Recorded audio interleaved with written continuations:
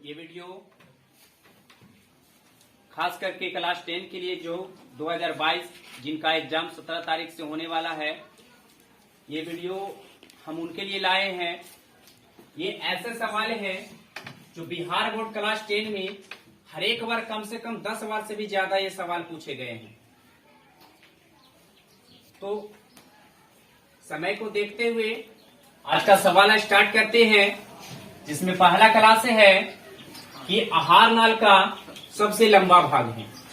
आहार नाल का सबसे लंबा भाग है। आहार नाल का सबसे लंबा भाग है। इससे पहले हम आहार नाल के बारे में भी बताए थे, क्या होता है आहार नाल, इसके बारे में बताए थे नहीं? बताए थे, ठीक है। तो आहार नाल का सबसे लंबा भाग कौन होता है? तो इसका जो राइट आंसर हो जाएगा वो होगा छोटी आंत। कौन होगा? छोटी आंत। बोला करो छोटी आंत। कौन होगा? छोटी आंत होगा। अब हम जाने की बाकी का जो ऑप्शन है वो क्या होती है, ठीक है। बाबू पहला जो ऑप्शन है तुम्हारा ग्रासनी। ग्रसनी होता क्या है? तो ग्रसनी जो है वो मुख गुहा का एक भाग है। मुख गुहा का आगे का क्या है? एक भाग है ना, भाग है। अमाशय क्या होता है? तो अमाशय जो है एक चौड़ी थैली नुमा रचना होती है, बताए थे। चौड़ी नुमा रचना होती है जो उदर गुहा के दाईं ओर फाइलोरिक भाग के पीछे स्थित होता है। खैर, उसके बाद जो है वो है ग्रासनली। ग्रसनी जो होता है, ग्रसनी के बाद एक नली खुलती है जिसे क्या कहा जाता है? ग्रासनली कहा जाता है। तो राइट जो इसका आंसर हो जाएगा, आहार नाल का सबसे लंबा भाग है वो कौन होगा? छोटी आंत। नेक्स्ट सवाल है क्वेश्चन नंबर दूसरा कि मानव हृदय में कितने कोष्ठ होते हैं? मानव हृदय में कितने कोष्ठ होते हैं? तो आपके ऑप्शन है 2 है, 8 है, 1 है, 4 है। तो इसका जो राइट आंसर हो जाएगा वो हो जाएगा 4। मानव हृदय में कितने कोष्ठ होते हैं? 4 कोष्ठ होते हैं ना। अब कौन कौन होता है? तो विद्यार्थी, एक होता है दाया अलिंद होता है, एक होता है बाया अलिंद होता है। एक होता है दाया नीलय होता है, एक होता है बाया नीलय होता है, ठीक है विद्यार्थी। Yes sir. तो मानव हृदय में कितने कोष्ठ होते हैं? 4 कोष्ठ होते हैं। खैर, 2 नहीं होता, 8 नहीं होता, 1 नहीं होता, कितने होते हैं? नेक्स्ट सवाल है तीसरा नंबर। ये सवाल है कि अमीबा अपना भोजन पकड़ता है। अमीबा अपना भोजन किसके द्वारा पकड़ता है? ऑप्शन आपके सामने ये है 4। एक है कुटपाथ, दूसरा है कोशिका की सतह, लाइसोसोम द्वारा, और लास्ट है इनमें से कोई नहीं। तो इसका जो राइट आंसर होगा वो होगा कुटपाथ। कुटपाथ की सहायता से क्या करता है? अमीबा अपना भोजन पकड़ता है। कैसे पकड़ता है विद्यार्थी? तो बताए थे कि जब कुटपाथ के समीप कोई भोजन जाता है तो वो भोजन को अमीबा क्या करता है? अमीबा में जो उपस्थित कुटपाथ होता है वो भोजन के चारों ओर घेर लेता है और कुटपाथ की सहायता से भोजन का ग्रहण करता है। खैर, कोशिका की सतह द्वारा, तो ये तो जीव जंतु में हो गया। लाइसोसोम जिसको आत्महत्या की थैली के नाम से जाना जाता है, और लास्ट ऑप्शन है बाबू इनमें से कोई नहीं। तो इसका जो राइट आंसर हो जाएगा वो होगा कुटपाथ। यानी कि अमीबा अपना भोजन पकड़ता है किसके द्वारा? है ना। इंसुलिन के कमी के कारण होने वाला रोग है। अगला जो सवाल है आपके सामने विद्यार्थी वो है इंसुलिन की कमी के कारण कौन सा रोग होता है? तो ऑप्शन है आपका घेंघा, मधुमेह, क्रिएटिनिज्म या फिर बौनापन। तो इसका जो राइट आंसर होगा वो होगा इंसुलिन की कमी से मधुमेह। कौन सा रोग होगा? कभी कभी सवाल आते हैं विद्यार्थी कि इंसुलिन की कमी से मधुमेह होता है, तो मधुमेह की कमी से कौन सा रोग होता है? इंसुलिन की कमी से मधुमेह, और मधुमेह की कमी से इंसुलिन। अब हम जाने विद्यार्थी घेंघा क्या होता है? घेंघा क्या होता है? घेंघा जो होता है विद्यार्थी वो आयोडीन के कमी से होता है। इसके कमी से, आयोडीन की कमी से एक रोग होता है जिसको क्या कहते हैं? घेंघा रोग कहा जाता है। ये घेंघा रोग उत्पन्न होता कहाँ है? तो ये गर्दन में होता है। कहाँ होता है? गर्दन में होता है। वो किस ग्रंथि से निकलता है? तो थायराइड ग्रंथि से निकलता है। किससे? थायराइड ग्रंथि से। अब ये थायराइड ग्रंथि जो होता है उससे एक प्रकार का हार्मोन निकलता है जिसको थायरॉक्सिन हार्मोन कहते हैं। क्या कहा जाता है? थायरॉक्सिन हार्मोन कहा जाता है, जो किस ग्लैंड से निकलता है? किस ग्रंथि से? थायराइड ग्रंथि से, ठीक है। तो इसका जो आंसर हो जाएगा वो हो जाएगा मधुमेह। क्रिएटिनिज्म कुछ नहीं है, ये है एक है बौनापन। कोई व्यक्ति लंबा अधिक होता है या कोई व्यक्ति बौनापन होता है, उसका कारण होता है क्या? तो उसका कारण अगर कोई व्यक्ति के शरीर से एक हार्मोन है, उस हार्मोन का नाम है अग्रपिंडक हार्मोन। क्या नाम है? अग्रपिंडक हार्मोन। जब कोई व्यक्ति के शरीर से अग्रपिंडक हार्मोन ज्यादा मात्रा में निकलती है तो वो व्यक्ति अधिक लंबा होता है। जिस व्यक्ति के शरीर से अगर पिंडक हार्मोन कम निकलता है वो व्यक्ति क्या होता है? बौनापन। यानी कि हार्मोन के ज्यादा और कम निकलने के कारण व्यक्ति की लंबाई और बौनापन में डिफरेंट देखने को मिलता है। तो इसका जो राइट आंसर होगा वो होगा मधुमेह। कभी कभी सवाल आते हैं विद्यार्थी कि इंसुलिन के कमी से कौन सा रोग होता है, इसे कैसे नियंत्रित किया जा सकता है? इंसुलिन की कमी से कौन सा रोग होता है, इसे कैसे नियंत्रित किया जा सकता है? तो हम लोग जानते हैं कि इंसुलिन की कमी से मधुमेह नामक रोग उत्पन्न होता है। और ये मधुमेह नामक रोग जो होता है वो कहाँ से निकलता है? तो अग्नाशय ग्रंथि से निकलता है। कहाँ से निकलता है? ग्रंथि से निकलता है। इसको नियंत्रित कैसे किया जा सकता है? तो इंसुलिन का जो इंजेक्शन होता है, इंसुलिन का इंजेक्शन लगाकर मधुमेह रोग को क्या करते हैं? नियंत्रित किया, खत्म नहीं होता, नियंत्रित किया जा सकता, कम किया जा सकता। इंसुलिन का इंजेक्शन लगाकर इस रोग को नियंत्रित किया जा सकता है। खैर, नेक्स्ट सवाल है कि रक्त में आयरन की कमी से होने वाला एक रोग है। 5वां सवाल आपके सामने है कि रक्त में आयरन की कमी से कौन सा रोग होता है? ऑप्शन है ये है आपके सामने। एक है टीबी, सेकेंड है मधुमेह, थर्ड है एनीमिया और फोर्थ है उच्च रक्तचाप। तो इसका जो राइट आंसर हो जाएगा वो होगा एनीमिया। क्या होगा? एनीमिया। एनीमिया जो है रक्त में आयरन की कमी से होने वाला क्या है? एक रोग है। क्या है? एक रोग है। अगर हम टीबी जाने तो टीबी किसके कारण? ट्यूबरकुलोसिस माइक्रोबैक्टीरियम होता है। ट्यूबरकुलोसिस नामक एक बैक्टीरिया होता है जिसके कारण ये रोग उत्पन्न होता है ना। मधुमेह अभी बताया विद्यार्थी कि मधुमेह जो होता है वो इंसुलिन के कमी से होता है। किसके कमी से? इंसुलिन के कमी से होता है। ठीक है, अगला सवाल। थोड़ा सा कैमरा घुमा लेना। बहुत तरफ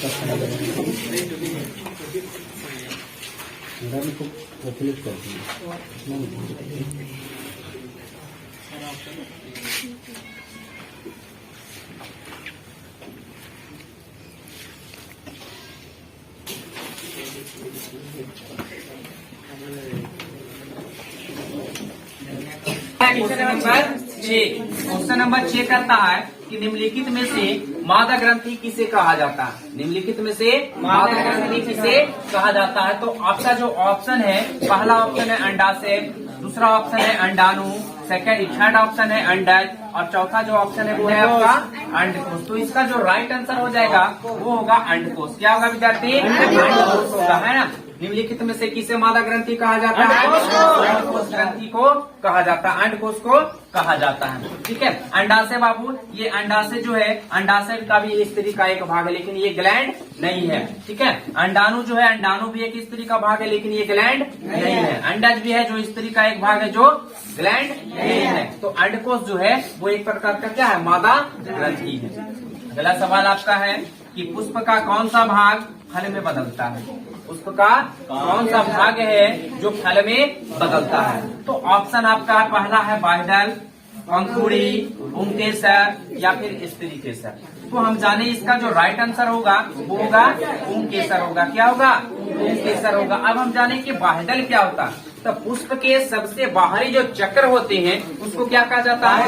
बाह्यदल पुंज कहा जाता है। और पुष्प के सबसे बाहरी दूसरे चक्र को दलपुंज कहा जाता है। यानी कि एक प्रारूपी पुष्प में 4 प्रकार के पुष्प पत्र होते हैं। एक प्रारूपी पुष्प में कितने प्रकार के पुष्प पत्र? 4 प्रकार के, जिसमें पहला बाह्यदल पुंज, दूसरा दलपुंज, तीसरा पुंभंग, चौथा जैम। तो इसका जो राइट आंसर हो जाएगा वो हो जाएगा क्या? पुंकेसर। क्या होगा? पुंकेसर हो जाएगा। ये भी एक क्या है? पुष्प का भाग है। पंखुड़ी भी एक पुष्प का भाग है। पुष्प के चारों ओर जो फूल फैला हुआ होता है, पुष्प का मतलब क्या होता है? फूल होता है। पुष्प का मतलब फूल या फूल का मतलब पुष्प, है ना। तो बाह्यदल जो होता है कि पुष्प का सबसे बाहरी चक्र होता है। पंखुड़ी क्या होता है? तो पंखुड़ी जो होता है वो देखा होगा कि पुष्प के जो चारों ओर फैला हुआ होता है उसको क्या कहा जाता है? पंखुड़ी कहा जाता है। स्त्री केसर के आधारीय भाग, स्त्री केसर कहाँ होता है बाबू? अंडाशय में होता है। कहाँ होता है?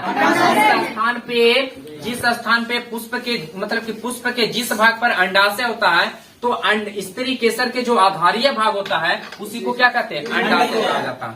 अंडाशय के अंदर क्या आता है? स्त्री केसर। अगला से इसका जो राइट आंसर हो जाएगा कि पुष्प का कौन सा भाग फल में बदलता है तो वो होगा पुंकेसर। क्या होगा? पुंकेसर। नेक्स्ट सवाल है 8वां सवाल आपका कि हाइड्रा में किसके द्वारा अलैंगिक जनन होता है। हाइड्रा में किसके द्वारा अलैंगिक जनन होता है। तो आपका जो ऑप्शन है, एक है खंडन, दूसरा है कृत्रिम विधियां, तीसरा है पुनर्जनन और चौथा है मुकुलन। नहीं, कि हाइड्रा में किसके द्वारा अलैंगिक जनन होते हैं। ठीक है, तो इसका जो राइट आंसर होगा वो होगा मुकुलन होगा। क्या होगा? मुकुलन। और मुकुलन जो है बाबू वो मुकुल शब्द से बना है, बर्ड शब्द से बर्डिंग बना है। क्या बना है? बर्ड शब्द से बर्डिंग, यानी कि मुकुल शब्द से क्या बना है? मुकुलन बना है ना। मुकुलन होता क्या है? तो मुकुलन जो है एक प्रकार का अलैंगिक जनन का भाग है, जो जनक के शरीर से अलग होकर फिर से नए पौधे का क्या करता है? निर्माण करता है, तो वो मुकुलन हुआ। तो मुकुलन की क्रिया किसमें होती है? हाइड्रा में।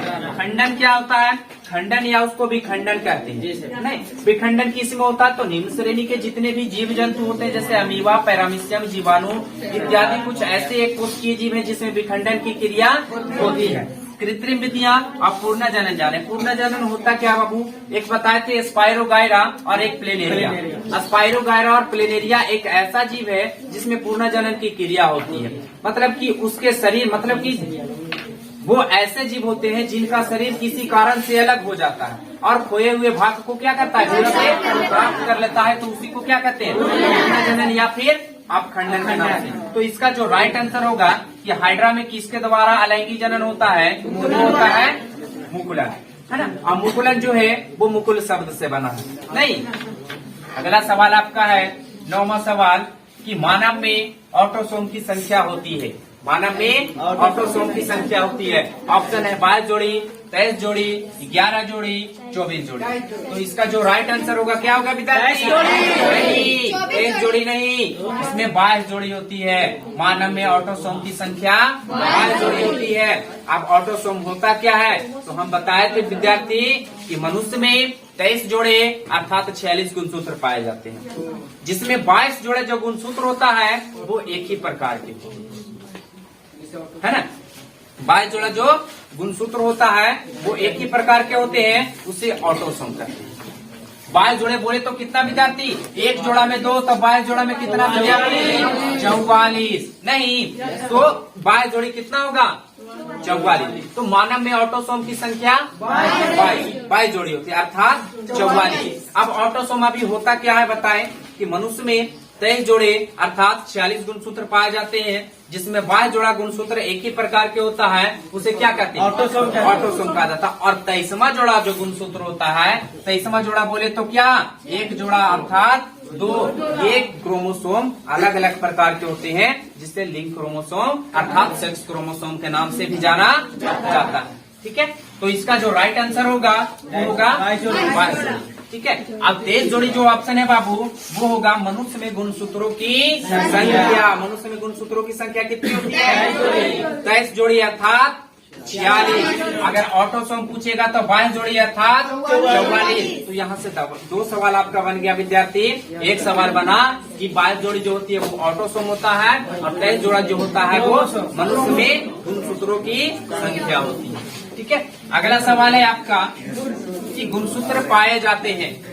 क्या है? गुणसूत्र पाए जाते हैं। तो गुणसूत्र कहाँ पाया जाता है? कहाँ पर पाया जाता है? उत्तक पे पाया जाता है, केंद्रक पे पाया जाता है, या इनमें से सभी में पाया जाता है?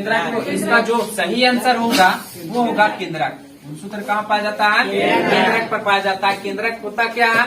तो केंद्रक होता विद्यार्थी, इसका जो खोज है वो एक वैज्ञानिक था, उस वैज्ञानिक का नाम है रॉबर्ट ब्राउन, है ना। रॉबर्ट ब्राउन ने 1831 ईस्वी में, कब विद्यार्थी? 1831 में केंद्रक का खोज किया था। उन्होंने बताया था कि प्रत्येक कोशिका के अंदर या प्रत्येक कोशिका के केंद्र में एक गोलाकार रचना होती है। मान लो विद्यार्थी की ये कोई कोशिका है और ये कोशिका के केंद्र में एक गोलाकार रचना है, और इसी को क्या नाम दिया रॉबर्ट? केंद्रक। यानी कि प्रत्येक कोशिका के केंद्र में एक गोलाकार रचना होती है, जिसे क्या कहा जाता है? केंद्रक कहा जाता है। कोशिका क्या होता है बाबू? इसका खोज जो है, कोशिका का खोज सर्वप्रथम 1665 ईस्वी में रॉबर्ट हुक नामक वैज्ञानिक ने किया था, है ना। अब जाने उत्तक क्या होता बाबू, जब यही कोशिका धीरे धीरे किसी एक स्थान पे संचित हो जाता है, जमा हो जाता है, तो कोशिका का समूह बन जाता है। और जब कोशिका का समूह बन जाता है तो उसी को हम लोग क्या कहते हैं, यानी कि कोशिकाओं के समूह को उत्तक कहा जाता है ना। अगला सवाल नंबर 11 है कि मानव में कितने प्रकार के रक्त समूह होते हैं, जिसको ब्लड ग्रुप कहा जाता है। कितने प्रकार के, कोई व्यक्ति ऐसे होती है जिसमें ब्लड ग्रुप ए होता है, ए पॉजिटिव होता है, ए नेगेटिव होता है। कोई व्यक्ति ऐसे जिसमें बी होता है, कोई ऐसे है जिसमें ए बी होता है, ए बी पॉजिटिव होता है, ए बी नेगेटिव होता है। कुछ ऐसे भी लोग हैं जिसमें ब्लड ग्रुप ओ होता है, ओ पॉजिटिव होता है और ओ नेगेटिव होता है। तो इसका जो आंसर होगा कि मानव में कितने प्रकार के रक्त समूह होते हैं, वो 4 प्रकार के होते हैं। कितने प्रकार के? 4 प्रकार के। वो 4 है कौन? तो एक है ए है, बी है, ए बी है और एक ओ है। ब्लड ग्रुप कितने प्रकार के? 4 प्रकार के। ब्लड ग्रुप का खोज किसने किया था? तो एक व्यक्ति था, उस व्यक्ति का नाम था कार्ल लैंडस्टीनर। ने क्या किया था? रक्त समूह का खोज किया था। कार्ल लैंडस्टीनर ने क्या किया? रक्त समूह का खोज किया था। चलिए, ये हो गया। नेक्स्ट सवाल है विद्यार्थी आपके सामने 12वां सवाल कि गुणसूत्र का खोज कब हुआ? गुणसूत्र का खोज कब हुआ था? क्या 1876 में हुआ, क्या 1870 में हुआ, क्या 1879 में हुआ, क्या 1875 में हुआ? इसका राइट आंसर क्या होगा विद्यार्थी बताइए, है ना। इसका जो राइट आंसर होगा वो होगा 1875, है ना। 1875 में गुणसूत्र का खोज हुआ। गुणसूत्र होता क्या है, किसे कहते हैं गुणसूत्र? हम बताए थे, पिछला बार भी बताए गुणसूत्र किसे कहते हैं। तो इसका जो राइट आंसर होगा वो क्या होगा? 1875।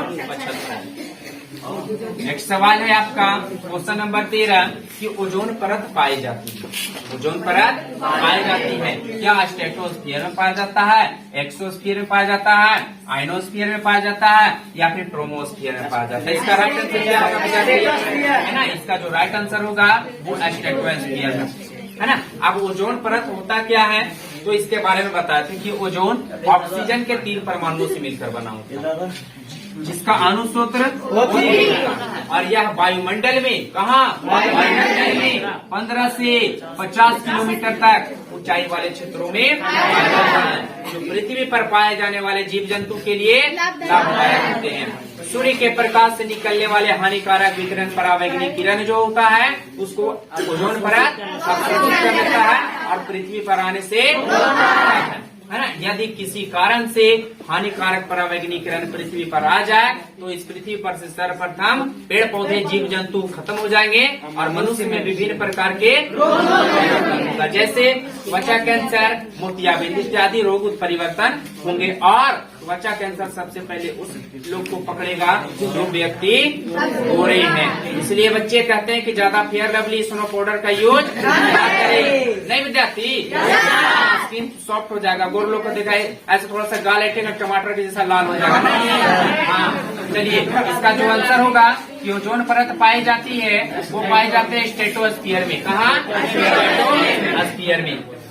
चलिए आपका अगला सवाल है कि मानव किस जैव प्रक्रम का हिस्सा है या किस जैव प्रणाली का हिस्सा है? क्या पोषण का है, क्या शोषण का है, क्या उत्सर्जन का है, क्या परिवहन का? क्या होगा विद्यार्थी? मानव वृक्क जो है वो एक किसका है? उत्सर्जन का एक हिस्सा है। उत्सर्जन होता क्या विद्यार्थी? तो हम बताए थे कि उत्सर्जन जो है एक उपापचय क्रिया है। क्या है? उपापचय क्रिया है जो हानिकारक और अनुपयोगी पदार्थ को शरीर से को क्या कहते हैं? उत्सर्जन कहते हैं। नहीं, हमारे शरीर में 5 प्रकार के उत्सर्जन होते हैं। कितने प्रकार के? 5 प्रकार के। वो हम बताए थे कि कितने प्रकार के, जिसमें पहला बताए थे कि आपका जो पहला है वो है त्वचा।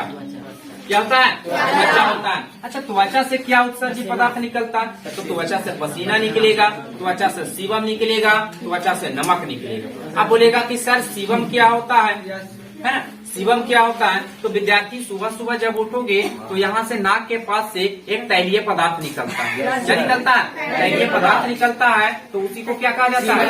सीवम कहा जाता है।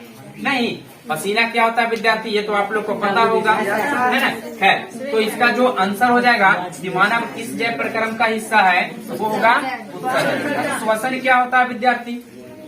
श्वसन किसको कहते हैं, पोषण किसको कहते हैं, परिवहन किसको कहते हैं। तो पोषण के बारे, श्वसन के बारे में हम जाने।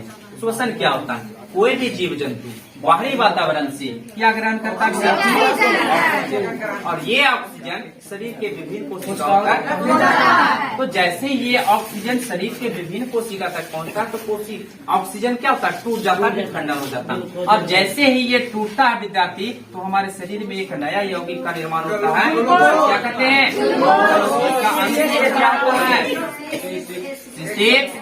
है, होता है ना। ये हो गया विद्यार्थी श्वसन हो गया। अब हम जाने पोषण क्या होता है विद्यार्थी।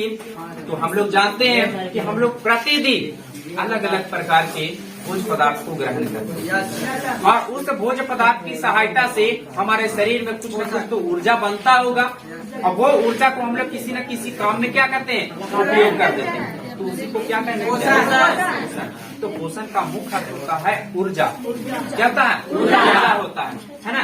ऊर्जा संरक्षण का एक सिद्धांत है कि ऊर्जा न तो उत्पन्न किया जा सकता है नष्ट किया जा सकता है, बल्कि सिर्फ एक रूप से दूसरे रूप में। ये हो गया विद्यार्थी। चलिए आपका अगला सवाल है कि मटर को अपने प्रयोग के लिए किसने चुना। मटर को अपने प्रयोग के लिए किसने चुना, क्या मेंडल ने चुना, क्या डार्विन ने चुना, क्या लामार्क ने चुना, या कुराना ने चुना। इसका जो राइट आंसर होगा वो मेंडल होगा।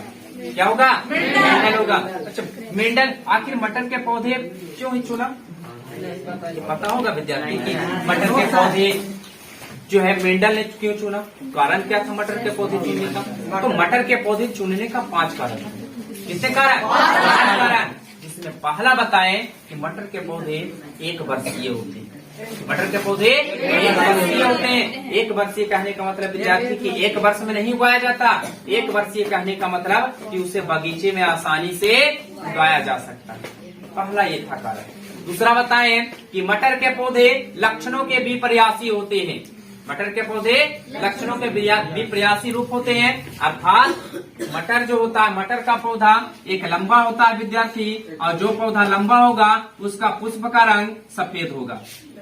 नहीं, बड़ा वाला मटर जिसको मटर छेमी कहते हैं, तो उसका पुष्प का रंग कैसा होता है, सफेद। और एक होता है विद्यार्थी बौना होता है, और बौना जो होता है उसका पुष्प का रंग जो होता है वो बैगनी होता है। कैसा होता है विद्यार्थी। दूसरा कारण था कि मटर के पौधे लक्षणों के विपर्यासी होते हैं, अर्थात मटर का पौधा लंबा जिसका पुष्प का रंग सफेद, मटर का पौधा बौना जिसका पुष्प का रंग बैगनी।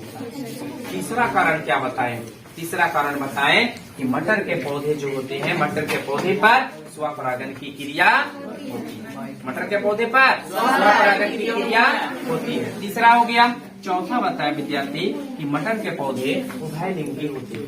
मटर के पौधे उभयलिंगी होते हैं, अर्थात नर और मादा एक ही पुष्प पर उपस्थित होता है। अब विद्यार्थी एक बात बताओ, क्या हम मटर को पहचानते हैं कि कौन है मटर, कौन है मटरनी? संभव है? अब सबको हम लोग क्या कर यूज कर देते, खा जाते हैं, उसमें पहचान नहीं पाते मटर कौन है, मटरनी कौन है, मटरनी। तो मटर के वाइफ को मटरनी कहेंगे ना, पुरुष के वाइफ को पुरुषाइन अर्थात स्त्री, अर्थात उसी प्रकार से। खैर, डार्विन क्या था विद्यार्थी, है ना। तो डार्विन जो था द ऑरिजिन ऑफ स्पीसीज नामक पुस्तक की रचना किया था कौन, चार्ल्स डार्विन। इसका पूरा नाम चार्ल्स रॉबर्ट डार्विन था। डार्लिंग मत समझना, डार्विन। क्या विद्यार्थी, डार्विन, चार्ल्स रॉबर्ट डार्विन। क्या इन्होंने कौन सी पुस्तक की रचना किया था, the origin of species. Lamarck क्या था विद्यार्थी, लामार्क था कि इन्होंने फिलॉसफी जूलॉजिक नामक पुस्तक की रचना किया था। फिलॉसफी जूलॉजिक नामक पुस्तक की रचना किया था। कब किया था विद्यार्थी, 1856 से 1862, है ना। यानी कि 7 साल तक, सॉरी, है ना। ये जो है 1809 के आसपास में किया था, वो मेंडल साहब ने मटर के पौधे चुना था 1856 से 1800, है ना। Philosophy zoology. तो ये आपका आज का ये 15 क्वेश्चन जो एग्जाम में बार बार पूछे जाते हैं। अगला क्वेश्चन जो है हम नेक्स्ट डे अगला दिन लेकर आएंगे। तब तक के लिए बाय बाय।